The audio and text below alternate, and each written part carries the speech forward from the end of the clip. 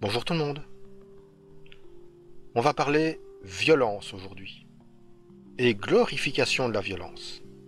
Mais avant d'en venir au vif du sujet, on va déjà repréciser un truc important avant que les rageux ne se mettent à vomir leur incompétence en commentaire.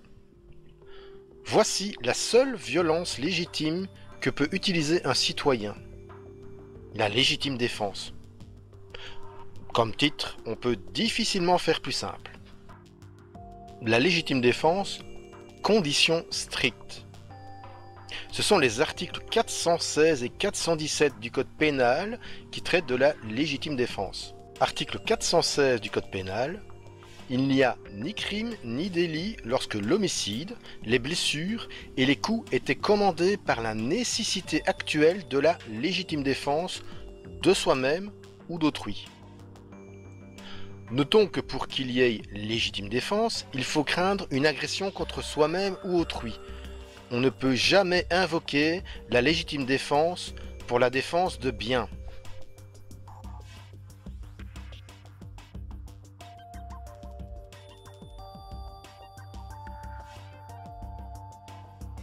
Là, je laisse aux rageux et autres génies touche pas à mon rétro sinon je te casse la tête digérer l'info. Ça va? Vous avez compris ce que ça signifie ou faut vous expliquer mieux que ça?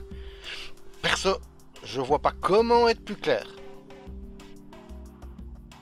Donc, tous ces braves citoyens qui affirment vouloir me casser la figure ou qui justifient la violence physique à mon encontre parce que je touche, sans abîmer je précise, à un véhicule, se mettent totalement hors la loi.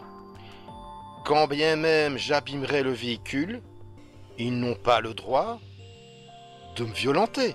Ce n'est pas de la légitime défense.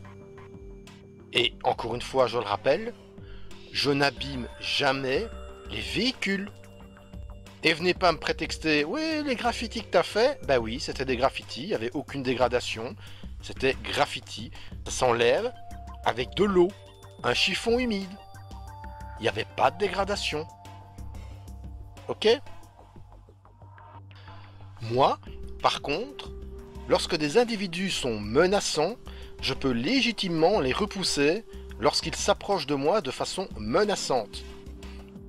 Et le fait que je les repousse n'est aucunement une excuse pour redoubler de violence en évoquant la légitime défense juste parce que je les ai repoussés. Les individus qui estiment normal de se montrer violents parce qu'on a soulevé l'essuie-glace de leur véhicule ont de sérieux problèmes d'éducation à résoudre. En d'autres choses. À noter que lorsque j'en viens à soulever un essuie-glace, c'est que le conducteur, garé illégalement et en mettant en danger les autres citoyens autour de lui, a montré clairement qu'il s'en foutait totalement. Du pur égoïsme souvent motivé par de la fainéantise. Et ces personnages s'étonnent que je n'ai pas envie de les respecter. Mais c'est le monde à l'envers. Ces individus se montrent irrespectueux, mettent en danger les autres, et en plus veulent utiliser la violence parce qu'on touche à leur voiture. Bah ça fait d'eux des individus qui se montrent incapables de vivre en société. Et ceux qui glorifient cette violence, qui la jugent justifiée, entre autres dans les commentaires, ne valent pas mieux. Vous êtes tous manifestement restés bloqués quelque part entre l'école maternelle et l'école primaire. Un âge où on croit que c'est la domination de l'autre qui fait de nous des grands. C'est sûr que si c'est l'exemple que vous montrez à vos gosses, ça risque pas de s'arranger. C'est les violents la cause des conflits. Pas moi. Ils sont un résidu d'un monde où la violence physique comme système éducatif était la norme. Un monde où il était accepté de gifler sa femme pour la recadrer. Une époque où, pour faire taire celui qui nous disait ce qu'on ne veut pas entendre, il était considéré comme normal de le mettre KO. C'est super mature, ça. Bref, le monde de la masculinité toxique.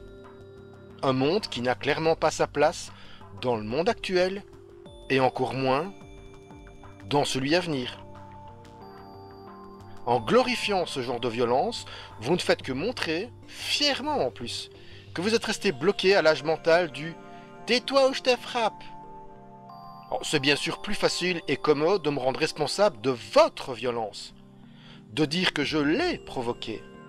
Cela vous permet de ne surtout pas vous regarder dans un miroir et d'éviter de vous voir tel que vous êtes lorsque vous vous montrez incapable de vous maîtriser. Parce qu'on a posé un doigt sur un objet qui vous appartient. Ouais, touche pas à mon jouet ou je te frappe. Et c'est pourtant bien vous le problème. Votre incapacité à gérer vos émotions. La frustration en premier. Votre incapacité à vous comporter en adulte responsable. Heureusement que je ne suis pas comme vous. Heureusement que je n'use pas de violence physique à la première occasion. Heureusement que même lorsque je fais face à un individu violent, je sais maîtriser et garder mon sang-froid. Autant que la situation le rend possible. Parce que je sais qu'il n'y a jamais de gagnant dans un conflit physique. Notez néanmoins que je saurai toujours user de mon droit à la légitime défense le cas échéant. Et notez également, surtout pour ceux qui me menacent de violence, que si j'use de ce droit, ce ne sera pas pour défendre mon honneur, mais ma vie. Bref, les menaces et les intimidations dont je fais l'objet ne vont certainement pas me faire taire. Ce que j'exprime vous dérange? Va falloir faire avec et apprendre à vous maîtriser. Va falloir grandir, devenir adulte, en commentaire et dans la vraie vie. Et donc, quand je vous dis que vous êtes stationné sur une piste cyclable et que c'est interdit, au lieu de me menacer physiquement, mais dites simplement pardon et que vous allez partir. C'est la seule façon pour vous de vous comporter en adulte responsable. Dans le cas contraire, ne vous étonnez pas que l'on vous considère comme un gosse à l'éducation plus que discutable.